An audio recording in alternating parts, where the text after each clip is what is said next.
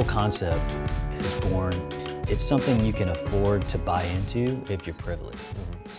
Like you said, the melting pot, it's like, I can call it a melting pot as long as I'm not the one having to melt. Yeah. How is colorblindness a mark of privilege? Yeah.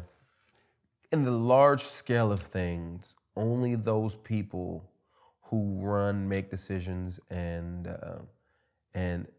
say where this particular train goes can afford to say, like, race is no thing, because we have to admit, like, whiteness is so indoctrinated and ingrained in America that that's the whole idea of, privilege, is that you don't recognize it, you don't see it.